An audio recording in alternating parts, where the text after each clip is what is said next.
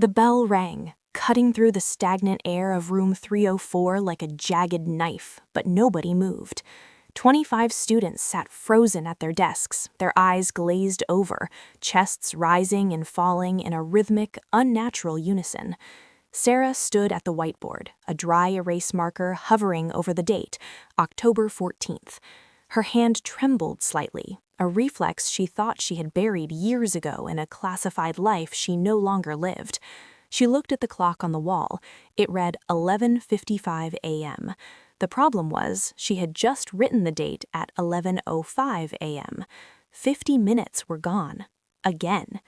For the third time this week, the entirety of her fourth period AP history class had lost nearly an hour of time. No one spoke, no one packed their bags. It was as if a switch had been flipped, powering them down, and now, as the echo of the bell faded, they were rebooting. "Class?" Sarah's voice was low, commanded from the diaphragm, a tone used for debriefing tactical teams, not addressing teenagers. Leo, a linebacker for the varsity team, blinked rapidly. He looked down at his notebook. It was open to a blank page, but his hand was cramped into a claw, gripping his pen so hard his knuckles were white. He looked up, confusion swimming in his eyes. Then a drop of bright red blood splattered onto the pristine paper. "Leo," Sarah said, stepping forward, her heels clicking sharply on the linoleum, "you're bleeding." Leo touched his nose, pulling his hand away to see the crimson smear. I don't know how that happened, Miss H." He looked around, panic rising. "Did I fall asleep? Did we do the quiz?" "We were discussing the Industrial Revolution," Sarah lied smoothly, her eyes scanning the room. Every student looked the same, disoriented, pale, slightly nauseous. "Pack up, go to the Norse, Leo." As the students shambled out, moving with the stiff gait of the elderly, Sarah locked the door. She moved to the back of the room, her eyes narrowing. The air smelled wrong.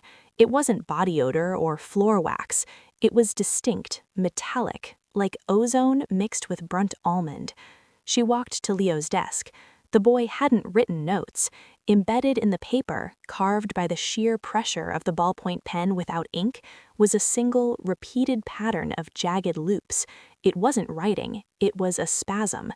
Sarah went to the window. It was sealed shut, painted over years ago. She looked at the ventilation grate above her desk. A small, red LED light, no larger than a pinhead, blinked once inside the ductwork. She checked her watch. Her tactical chronograph, which never failed, was 5 minutes behind the wall clock. "They aren't sleeping," Sarah whispered to the empty room. "They're being paused." Sarah walked the hallway with the practiced casualness of a predator pretending to be prey. The lunch rush was chaotic, a sea of shouting teenagers and slamming lockers. But Sarah's mind was dissecting the architecture. She noted the blind spots, the age of the drywall, and the placement of the cameras. She slipped into the main office. The secretary was distracted by a jammed copier. She moved silently past the front desk and into the server room, usually reserved for IT staff. The door was locked, but Sarah had a tension wrench and a pick hidden in her ID lanyard. The lock clicked open in 3 seconds. Inside, the hum of servers filled the cramped space. She sat at the main terminal, fingers flying across the keyboard. She didn't need a password. She needed a bypass, a skill she had learned from a desperate hacker in a Berlin safehouse a lifetime ago. She pulled up the footage for room 304, fourth period. On the screen, the class started normally. She saw herself writing the date. The time code read 11:05:00. Then the image flickered. The time code jumped to 11:05:05, but the scene had shifted imperceptibly. The students were now perfectly still. Sarah, the digital Sarah on the screen, was standing by the window, motionless, staring at the floor. The footage remained static for exactly 50 minutes. No breathing, no shifting weight, no blinking. "It's a loop," she muttered. "A cheap one." Someone had spliced a 5-second freeze frame and stretched it to cover the entire period. They were hiding something that happened in that room, and they were lazy enough to think a high school history teacher wouldn't notice. "Mr. H?" Sarah spun around, her body dropping into a defensive stance before she caught herself. Standing in the doorway was Miller, the school's head of security. He was a bulky man with a thick neck and eyes that lingered too long. He chewed on a toothpick, blocking the exit. "You're not supposed to be in here, Sarah," Miller said, his voice heavy with false concern. "Network maintenance, dangerous wires." "I was looking for the attendance logs," Sarah said steadily, returning to her quiet teacher persona. "The system was down in my room." "The system works fine," Miller said, stepping closer, invading her personal space. He smelled of stale coffee and that same metallic ozone scent she had smelled in her classroom. "Maybe you're tired," Miller said, forcing a nervous smile. "We've noticed you've been stressed lately, forgetting things." It was a threat, a clumsy, overt threat. "Maybe you're right," Sarah said, forcing a nervous smile. "I should go eat." She brushed past him. As he walked away, she felt his eyes on her back. She didn't tremble, she calculated. Miller wasn't the mastermind, he was the muscle, and he had just confirmed that whatever was happening in room 304 was sanctioned by the staff. The library was a sanctuary of silence, but for Sarah, it was a listening post. She sat at a corner table, grading papers she hadn't actually assigned, watching the room over the rim of her glasses. Maya, one of the brightest students in her 4th period, sat 3 tables away. Maya was different. While the other students acted like zombies after the bell, Maya always looked terrified. She rubbed her temples constantly, wincing as if a drill were boring into her skull. Sarah waited until the librarian went to the back stacks, then moved. She slid into the chair opposite Maya. "Don't look up," Sarah said softly. "Keep reading." Maya froze, her eyes fixed on her chemistry textbook. "Miss H, what are you doing?" "What do you hear in my class, Maya?" The girl's breath hitched. I don't know what you mean." "The others forget," Sarah pressed, her voice dropping to a whisper. "But you don't forget everything. You get headaches. You hear something before the time goes away. What is it?" Maya's hand shook as she turned a page, tears welding her eyes. "It's a hum, like a mosquito, but inside my teeth. It starts when the air conditioning kicks on. Then I feel heavy. And then I wake up and my nose bleeds." "Who else knows?" "No one," Maya whispered. "I tried to tell Mr. Tate, the counselor. He told me it was stress. He gave me these vitamins." Maya slid a small, clear Ziploc bag across the table. Inside were 2 blue pills, unmarked. "Don't take them," Sarah ordered, covering the bag with her hand and slipping it into her pocket. "He watches us," Maya said, her voice trembling. "Mr. Tate, he comes in during the blank time. I saw him once, just a flash. He was wearing a mask, a gas mask." Sarah's blood ran cold. Mr. Tate, the guidance counselor with the warm smile and the office full of motivational posters. "Listen to me, Maya," Sarah said, her intensity piercing through the girl's fear. "Tomorrow, during 4th period, when you hear the hum, I want you to cover your ears and put your head down. Do not breathe through your nose. Can you do that?" "Why?" "Because I'm going to find out what they're doing to you, and I'm going to make it stop." Suddenly, the library loudspeaker crackled. "Sarah Walker, please report to the principal's office immediately. Sarah Walker." Maya looked up, panic-stricken. "They know." "Go to your next class," Sarah said, standing up and smoothing her skirt. "And Maya, trust no one but me." Dr. Vance's office was a shrine to mediocrity. Beige walls, accolades from the school board, and a large mahogany desk that cost more than a teacher's yearly salary. Vance sat behind it, a small, sweating man who constantly adjusted his tie. Standing beside him was Mr. Tate, the guidance counselor. Tate was tall, lean, and possessed a predatory stillness. He didn't look like a counselor. He looked like an operative. "Sarah," Dr. Vance began, his smile failing to reach his nervous eyes. "Please sit. We have some concerns." Sarah didn't sit. She stood near the door, keeping her back to the wall. "Concerns, Dr. Vance?" "About your curriculum," Tate interjected. His voice was smooth, cultured, and utterly devoid of warmth. "And your teaching methods. We've had reports that you're agitated, paranoid." Is asking why my class loses 50 minutes of memory considered paranoid? Sarah asked, locking eyes with Tate. Vance flinched, but Tate didn't blink. Memory is a fragile thing, Sarah, especially for teenagers. Stress, hormones, social media, it creates gaps. And the nosebleeds? Sarah asked. The bruising? The loops in the security footage? Tate smiled. It was a cold, tight expression. You've been poking around the server room, Sarah. That's a violation of district policy. We could fire you for that right now. But you won't, Sarah said, bluffing. She needed to see how far they would go. Because if you fire me, I go to the police with a hard drive I cloned. She hadn't cloned the drive, but they didn't know that. Vance turned pale. Cloned? Tate's demeanor shifted instantly. The counselor mask dropped, revealing something sharper, harder. He stepped around the desk. You're playing a dangerous game, Miss Walker. You're a history teacher. Stick to the past. The future is being built here, whether you understand it or not. What are you building, Tate? She challenged. Drone pilots? Manchurian candidates? Compliance, Tate said softly, a generation that listens without questioning. Do you have any idea how valuable that is to certain contractors? An educational environment is the perfect sterile lab. He had admitted it. Arrogance. He thought she was just a school teacher who watched too many movies. He didn't know she could dismantle a Glock 19 in the dark. I'm giving you a choice, Tate said, opening the door.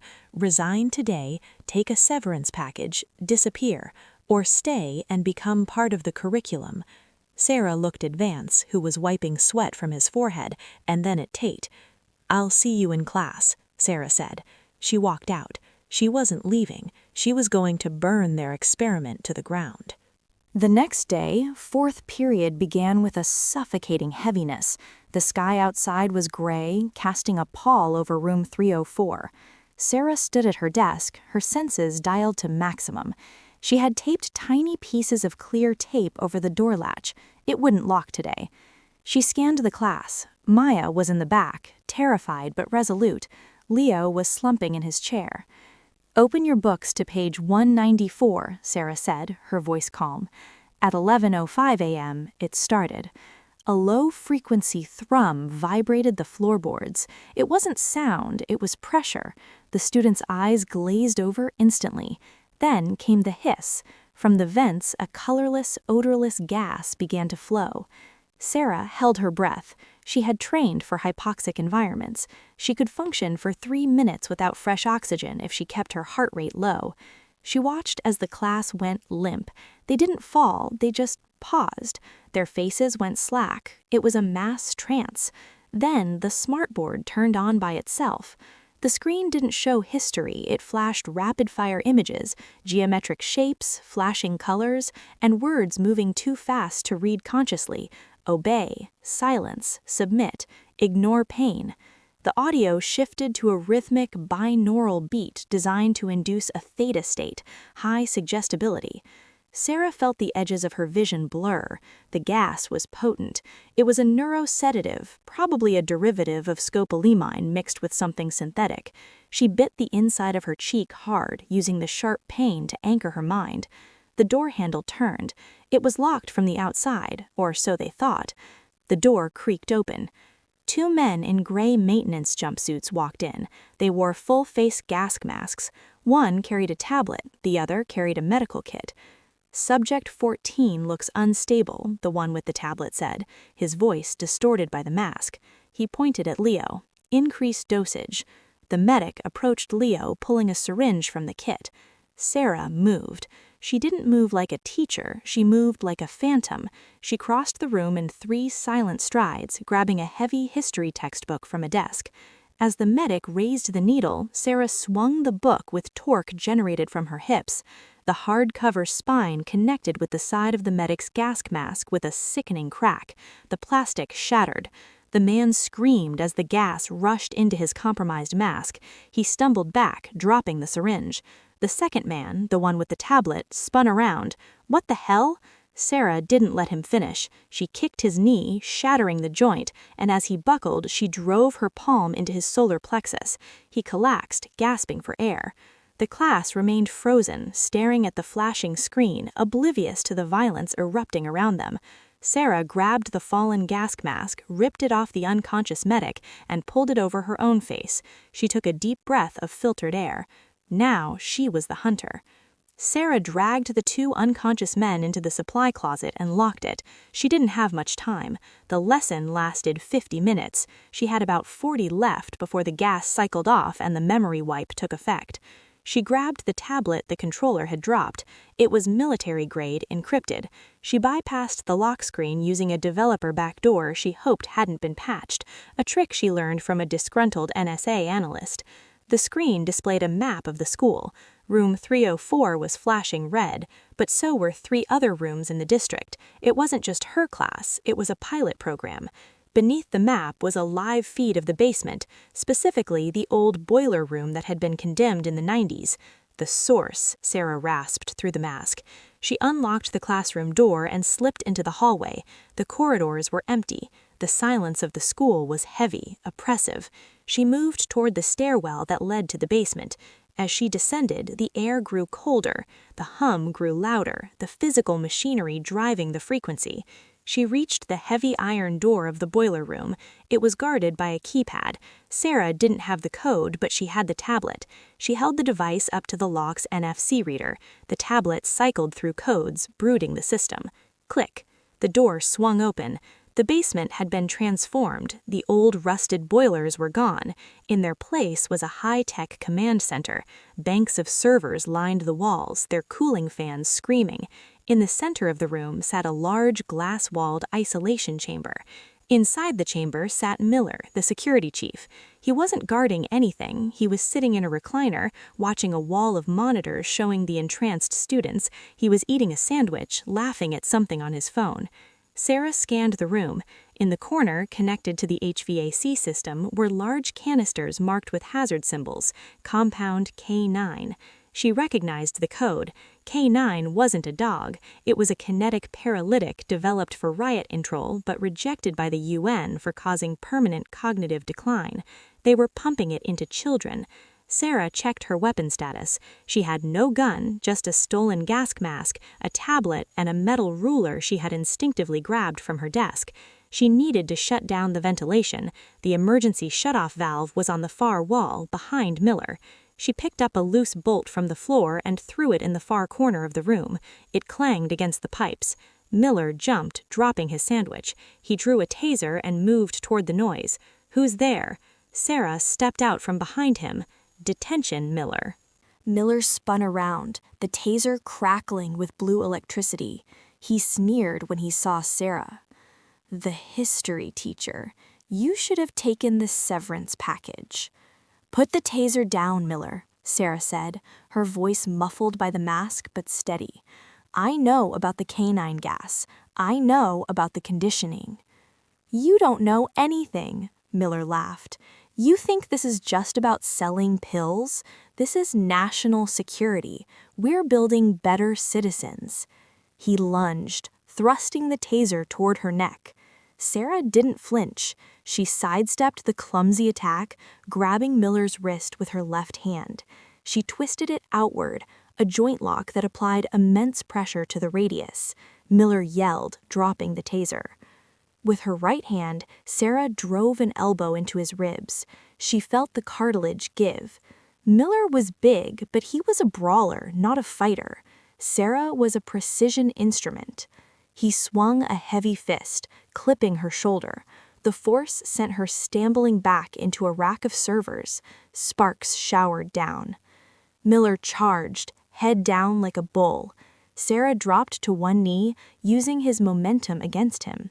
She grabbed his belt and collar, executing a judo throw that sent him crashing into the glass wall of the isolation chamber. The glass shattered. Miller lay groaning in the shards. Sarah scrambled to her feet and grabbed the taser. She pointed it at him. "Stay down." She ran to the emergency shutoff valve on the wall. It was rusted tight. She gritted her teeth, straining against the wheel. It wouldn't budge. "You can't stop it," Miller wheezed, blood trickling from his forehead. The cycle has to finish. If you cut the gas now, the shock will scramble their brains permanently. Sarah froze. It was a failsafe. If the gas stopped abruptly without the wake-up chemical sequence, the students would be left in a vegetative state. "How do I end the cycle safely?" Sarah demanded, pressing the taser into Miller's neck. "Initiate the purge sequence," Miller gasped, "on the main console, but you need a biometric key, Tate's key." Sarah looked at the monitors. The students in room 304 were shaking. The gas concentration was getting too high. They were overdosing. "I don't have Tate," Sarah said. She looked at Miller. "But I have the system." She ran to the main console. She didn't need a fingerprint. She smashed the glass cover of the fire suppression button box. "Don't!" Miller screamed. Sarah slammed her hand onto the button. Halon gas flooded the server room, sucking out the oxygen to kill the electronics. The servers whined and died. The hum stopped. The ventilation fans ground to a halt. Upstairs, the flow of canine gas stopped, but now she had to wake them up before the residual toxins caused damage. Silence fell over the basement as the servers died. The emergency lights bathed the room in a pulsing red glow. Miller was unconscious, overcome by the halon or the concussion. Sarah, protected by her mask, moved quickly. She needed to vent room 304 manually. She grabbed the tablet, miraculously still functioning, and accessed the school's window controls. They were electronic. With the server down, they were dead. She had to get back upstairs. Sarah sprinted up the stairs, lungs burning. She burst into the hallway just as the bell for the end of fourth period rang. But the door to room 304 didn't open. The students were still inside, locked in. Sarah reached the door. Through the small window, she saw them slumped over their desks. The mesmerizing screen was black. They were unconscious. She kicked the door, near the lock. The wood splintered but held. She kicked again, putting her entire body weight into the strike. The frame gave way. She rushed in. "Maya! Leo!" She ran to the windows. She grabbed a heavy, unabridged dictionary and hurled it through the glass pane. Cold, fresh air rushed in. She did it again for the second window. "Wake up!" she shouted, shaking Leo. Leo groaned. His eyes fluttered open. "Miss H? Why is it so cold?" Sirens wailed in the distance. Not an ambulance. Police. Sarah looked into the hallway. Dr. Vance was standing there, pointing a shaking finger at her. Behind him were two uniformed police officers. "There she is!"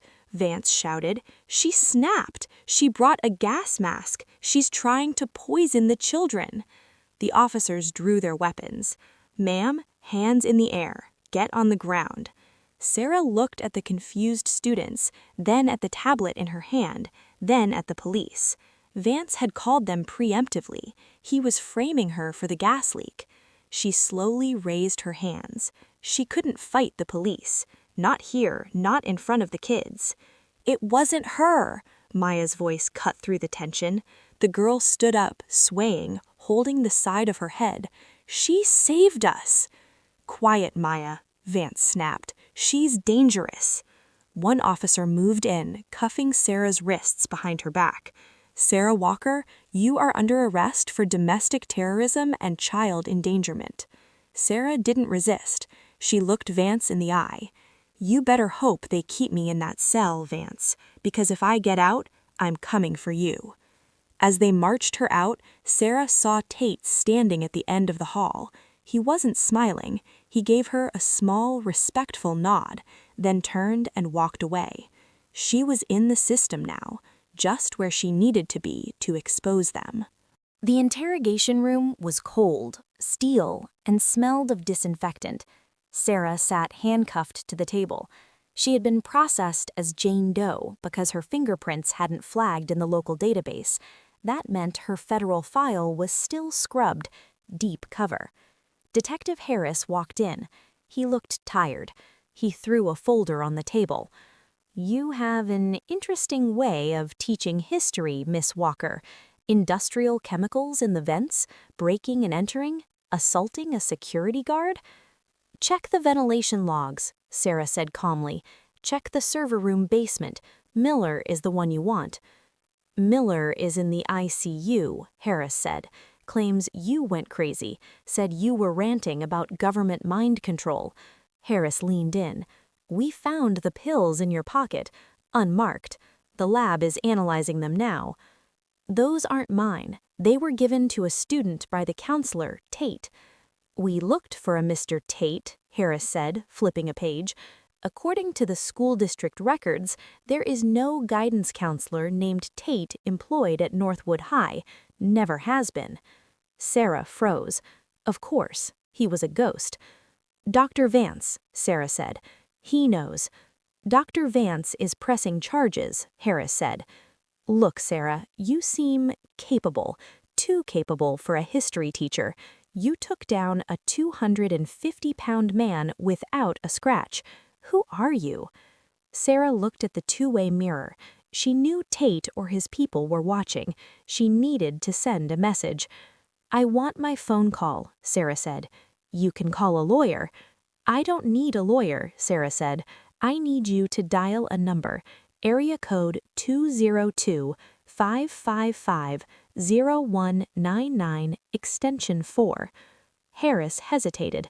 The specificity of the number unnerved him. "Who is that?" "The reason you don't have my fingerprints," Sarah said. Harris dialed the number on the room's landline and put it on speaker. It rang once.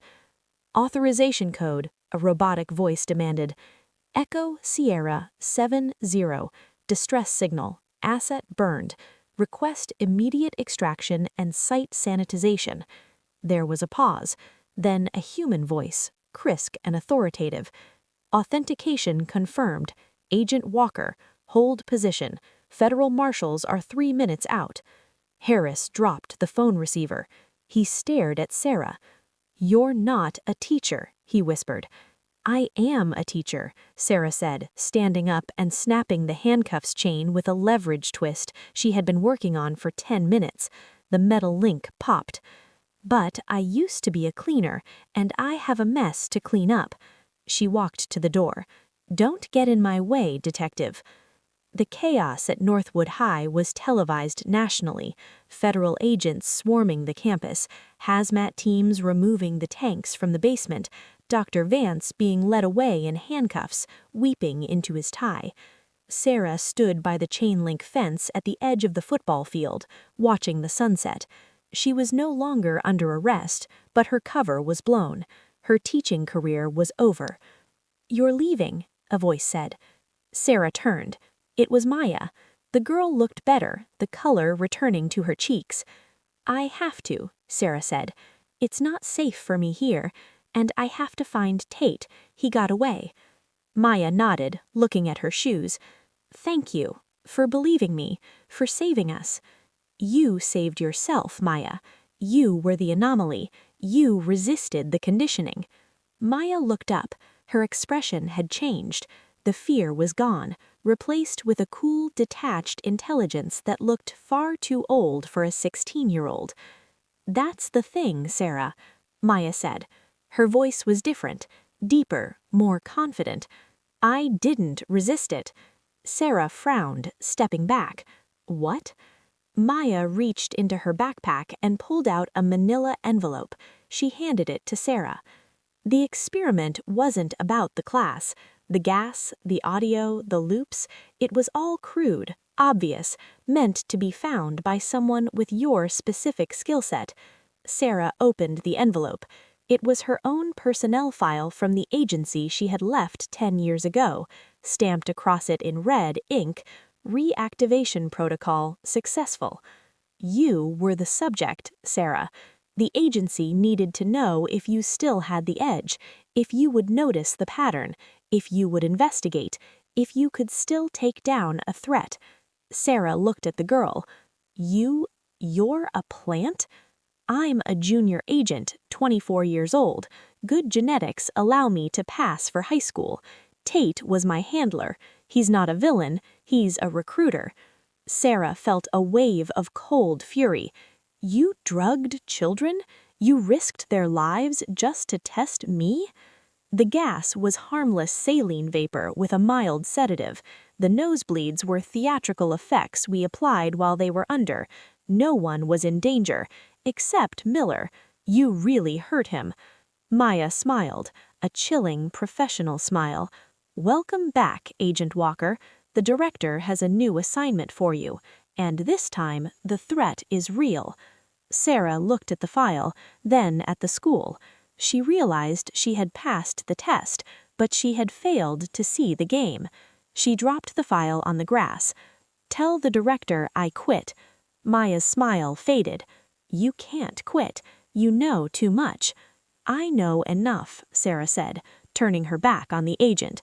I know you think you control the narrative, but you forgot one thing. What's that? Maya glanced back over her shoulder. I kept the hard drive, and I just emailed the contents to the New York Times. Maya's phone buzzed instantly. She looked down, her face draining of color. Sarah walked away into the twilight. The lesson was over. Now the war began.